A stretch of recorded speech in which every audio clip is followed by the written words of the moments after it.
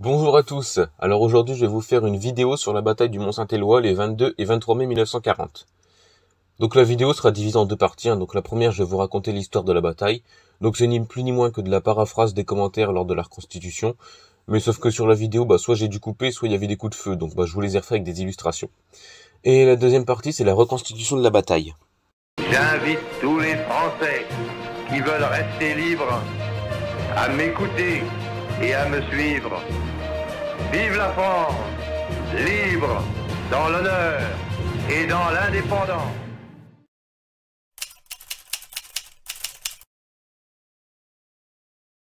C'est au carrefour de la route de Tellus-Neuville avec la nationale 26 que le commandant Amanrich apprend que les Allemands occupent Mont-Saint-Éloi. Sauf que, problème, la relève du 2e bataillon à Souchet ne sera pas terminée avant midi. C'est une fois la relève effectuée que ce bataillon se porte sur Carency. Le 1er bataillon attaque vigoureusement et prend possession du Mont-Saint-Éloi aux mains de l'ennemi à 16h30 malgré la violence de l'artillerie allemande et les bombardements aériens. Le 1er bataillon a fait 130 prisonniers et s'installe en position défensive.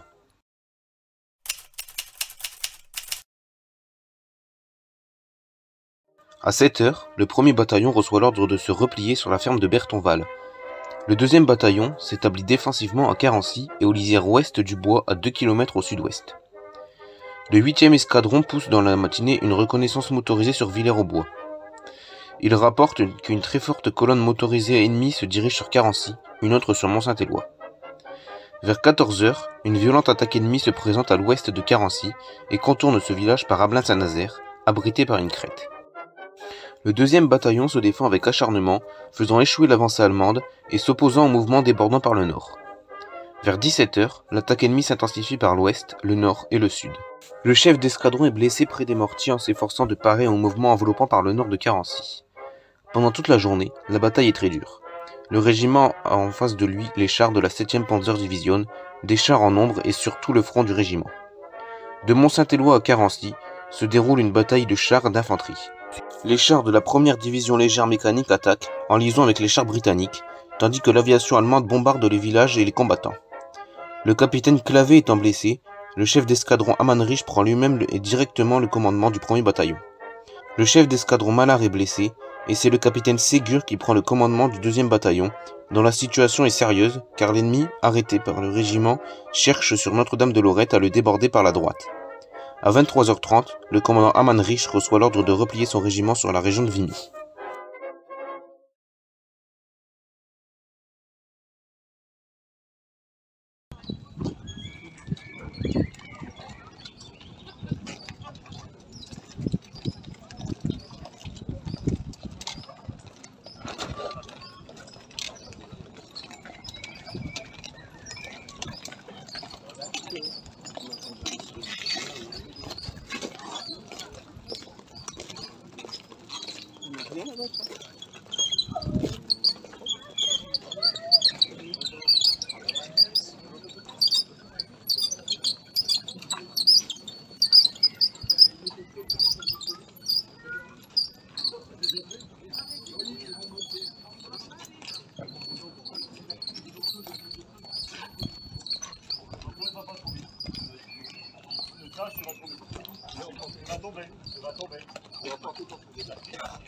Comme des chichis. Comme des chichis. Ouais, ça va me motiver aussi.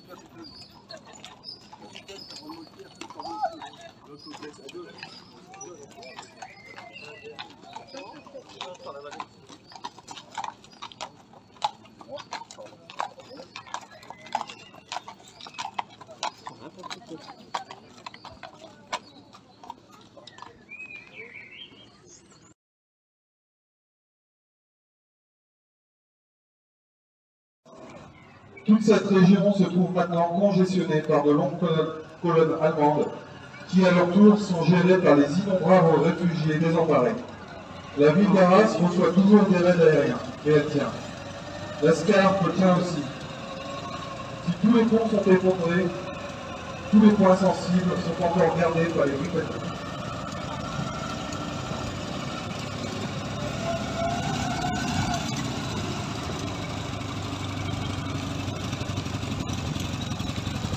L'armée en déroute. Hein? Hein?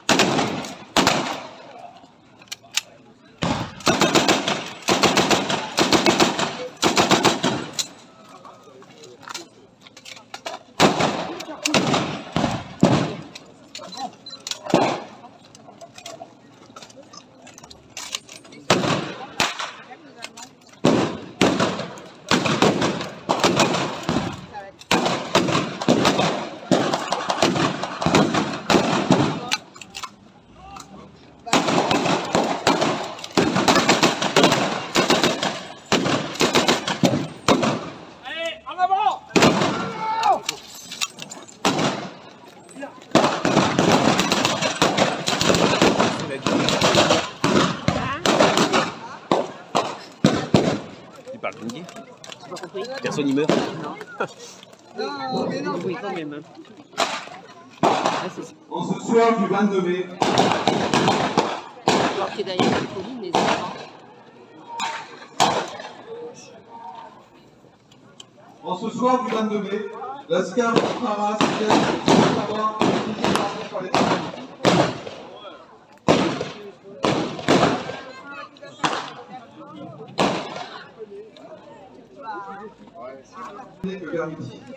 À ce moment, l'aviation ennemie bombarde intensément les routes entre Marc et Villers-sur-Terre. Le groupe de commandement du 2e bataillon qui ferme la marche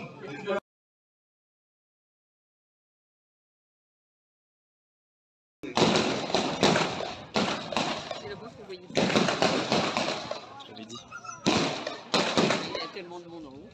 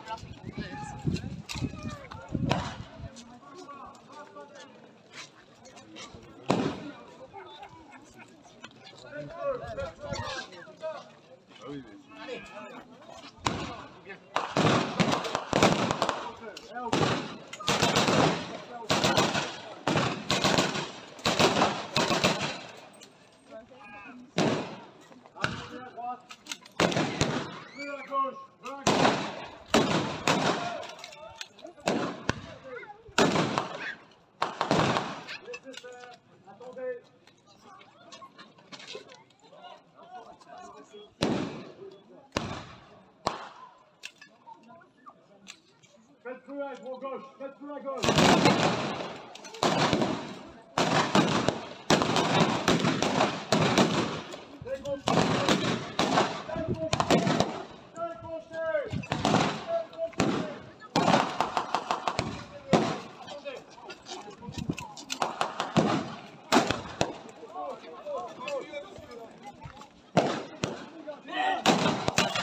On dégage.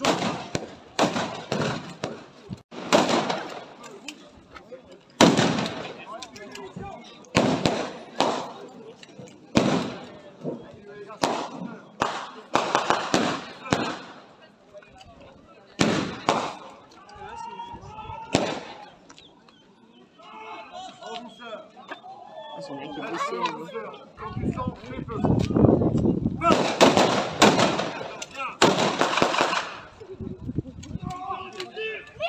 Décrochez.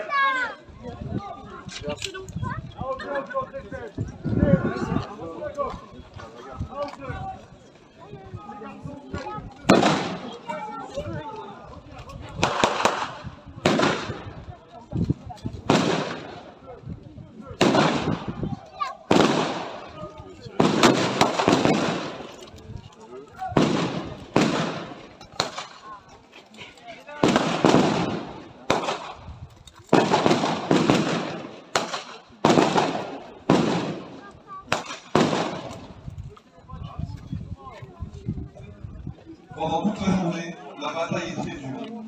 Le régiment a en face de lui des chars des chars en nombre. Des chars en nombre qui font que le régiment se déroule une de chars et d'infanterie. Les chars de la attaque en liaison avec les chars britanniques, tandis que l'aviation depuis Saint-Var,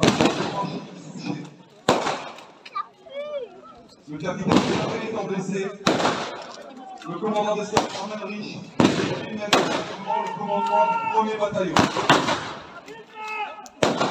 Le chef de cercle malade est blessé, et c'est le capitaine Sécure qui prend le commandement du 2e bataillon. Dans la situation est sérieuse, car l'ennemi a cherche sur l'un à déborder par la droite.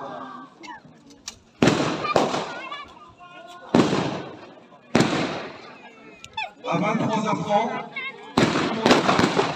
le commandant Amenrich reçoit l'ordre de replier son régiment dans la région de Vimy. Le régiment a perdu le capitaine Clavé, le commandant Mallard et l'aspirant Frémaux. Extrait du journal des marches, 4e régiment.